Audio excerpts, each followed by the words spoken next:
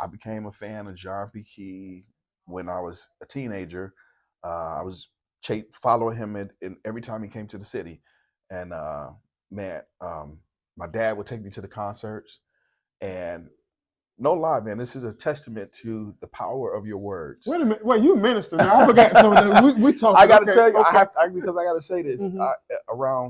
Sometime around when sometime at some point while I became such a huge fan, and I wanted to be a part of what he was doing so bad. I wanted to work for him so bad.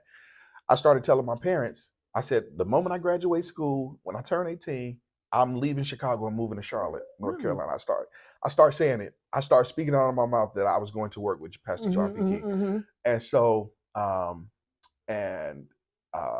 in 1999, 1998, Pastor Key was here at the Gospel Fest, and he was at that time. The Chicago Gospel Fest was big, and if it seemed like for 3 or 4 years they brought him every single year because the man was so large, but the Gospel Fest was a big event, and it was 2 or 3 days, and Grant Park, the Trillo Band Shell was jam packed, and but Pastor Key was there, and I went to go see him every year he was there, and this particular year he got ready to do Rain on Us. And as he did every night, he set that song up and he said, this song features my drummer.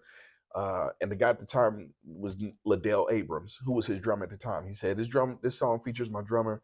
He's getting ready to move back to Michigan, where he's from, but it's a song that says Rain on Us and so on and so forth. So I ran up to a guy that's now one of my very best friends, Maurice Fitzgerald, who was playing with Pastor Key at the time. I ran up to him. I found him. I said, hey, man, I have to be Pastor Key's next drummer. Like, I need you to get me that job.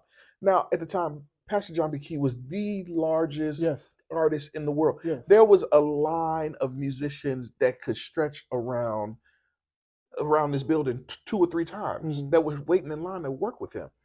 And not only didn't no one know who I was, but Pastor Key didn't know who I was. Maurice Fitzgerald didn't know who I was. But I went up to him and I said, man, I got to be his drummer. You got to give me this job. And he just looked at me like I was crazy. Like, I don't even know who you are. Man, about 6 or 7 months later, the Lord would have it. I won't say fate would have it, but the Lord would have it that he and I ended up in a studio session together that neither one of us was supposed to be at. He wasn't supposed to be there. I wasn't supposed to be there. We both ended up at this studio session together. And from this moment, that day we got in the studio, we clicked.